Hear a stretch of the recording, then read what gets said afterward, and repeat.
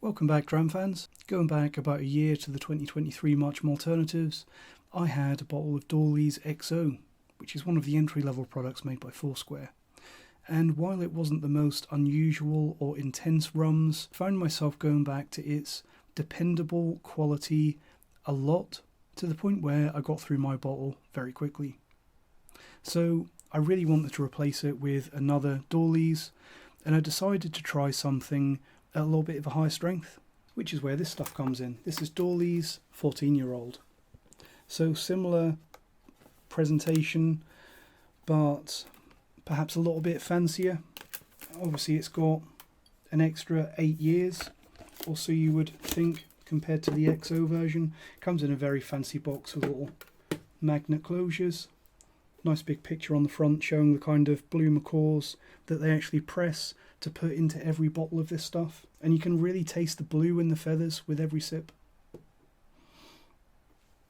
Bottle is very similar presentation though, very similar to the Dawley's XO and the Dawley's 12. I think the Dawley's XO, the Dawley's XO had some kind of blue parrot. I am not an expert on parrots, but similar to this one. But this one I think is a blue macaw. I think the Dawley's 12 has a red one, and the Dawley's 3-year-old, which is a white rum, has possibly a red one as well. But yeah, nice presentation. I like the little local character of having the local wildlife on the bottle. I think that's a really nice touch, and it's a presentation that I enjoy looking at. The bottle is the same bottle shape and clear glass as you get on the rest of the Dawley's and the Foursquares, right down to the little plasticky, smooth plasticky medallion that you get around the neck. Obviously this one is 14 years old, so it's the oldest of the current Dawley's range. It states that it's been matured in small American white oak casks, so probably bourbon casks. I felt like I was going a little bit crazy because I'm sure that with this stuff they used to mention that it was finished in Madeira casks, and I can't see any mention of that anymore. But in my opinion, I believe that they still are using Madeira casks, because there are certainly Madeira-ish notes in my opinion. And any long-time viewers of the channel are going to know that I quite like Madeira cask matured and even finished whiskies. It's one of those winey cask maturations that I actually almost always really enjoy. This stuff is bottled at a slightly higher premium strength of 48%, which in my opinion is probably the ideal value for money strength for Barbadian rum. Being a Foursquare, we know that this stuff has no additives, and I'm also really pleased to say that this stuff, it's going to be hard for you to see, though you might be able to get a rough idea. It is very hazy. It's quite dark, and it's very hazy. Actually more haze in this one than a lot of the Foursquares that I've had, and probably hazier than 99% of the Scotch whisky that I've had, and that's great. Haze is flavour. Haze is evidence of a natural production that shows that flavour hasn't been removed in order to appease those who don't know any better. So all signs point to a really high quality craft presentation on this one. As with all Dawley's, we have a synthetic stopper,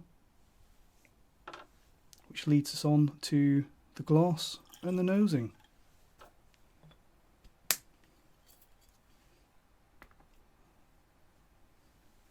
Beautiful colour. As with, I find in a lot of Dawley's and Foursquares, lots of really sweet sugary caramel on the nose. Lots and lots of sweet oranginess, really intense, kind of musty, concentrated orange juice flavour. As well as lots of cane sugar, very sugary. And a really strong marzipan note, so like a sugary, intense sugary and almondy note. Very biscuity, which I think is something that I got on the RL Seals 10.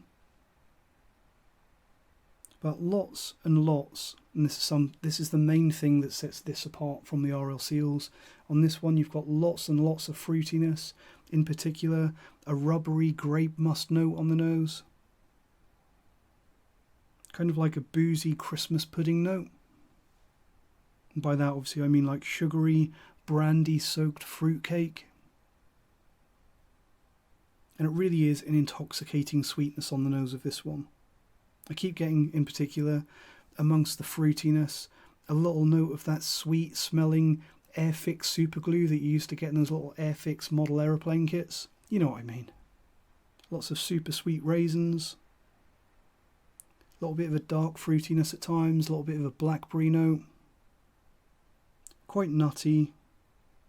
Probably more of a dry oakiness than most rums, but I would say not as much as the RL Seals. And I think a large part of that is because you have that extreme concentrated fruitiness on this one that you don't get as much on the Seals, which is more balanced towards the bourbon casks. But very, very rich. Lovely intensity of flavour, really grabs you. I'd actually say, I think I've referred to this already, that the intensity on this one is similar to the intensity that you get on a well-aged single malt whiskey. A little bit of a musty Dunwich oak note. It really reminds me, in particular, when I did the tour at Springbank Distillery and they took us through their Dunwich warehouses, and a certain part of the warehouse was absolutely full of wine casks and port pipes, and this stuff, it really reminds me of that kind of rich, sort of air saturated with port and red wine and sherry in the air, combined with that musty Dunwich note. So a fantastically rich and intriguing and complex and fruity, phenomenal nose. Let's see how it tastes.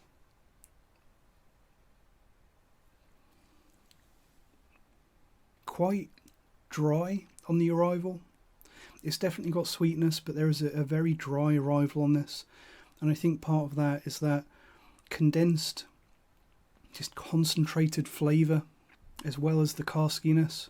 Getting some dark chocolate notes on the palate, as well as some more of that caramel. Lots of dry oakiness and a little bit of a bitter cocoa note.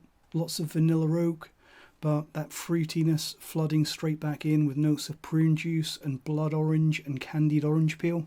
A little bit of again, like a boozy Christmas pudding, Christmas cake, mince pie note, as well as some green grapes, but really excellent body and balance throughout, excellent richness and excellent intensity. As for the finish, very long finish, tannic fruitiness, a little bit of a like grape skin note, dark chocolate, sweet orange and caramel. So all the way through the profile of this one, the nose and the palate, it's all about that intensity, backed up by that boosted ABV, and just the fact that this stuff oozes quality throughout. This is a fantastic, intense quality rum. So as I said before, I bought my bottle of Dawley's 14 here because my Dawley's XO was getting low and I wanted to try something along a similar theme but with a higher strength. And while this stuff serves that purpose with great body and intensity, I'd actually really like to try this stuff at even stronger strength. Although honestly at this point it's no longer necessary.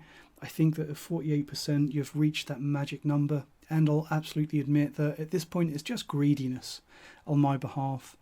And the fact that it really shows how high quality all of the rum coming from Foursquare is, that this stuff would absolutely, without a doubt, be fantastic at cask strength. I think that the Dawley's 14 has everything that I really love about the RL Seal 10, but just a little bit amplified in every way, especially that fruitiness. It absolutely has that intoxicating, full-bodied sweetness, turning into that sugary marzipan note, but it trades some of the bourbon notes that you get on the RL Seal 10 for more of that rich, fruity sweetness. And I do also think that the extra 4 years that this has had in the cask compared to the RL Seals has without a doubt been worth it, and you can tell that it has that little bit of extra heft and complexity from that longer maturation. The only problem that I can see with this one, if there's any problem at all, is the price.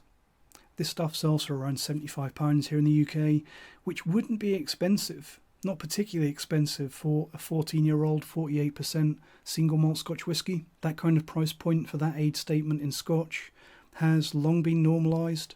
In particular, it's easy to draw a comparison between this and the obvious 14-year-old Scotch whisky being Oban 14, especially when you consider that this stuff at £75 is almost exactly the same price that Oban 14 sells for.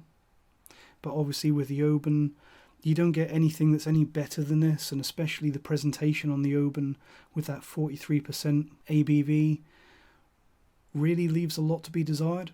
So yeah, £75 for this stuff is definitely not expensive compared to what we're paying for Scotch whisky these days, but it has to be said that it is a little bit expensive when you're talking about rum.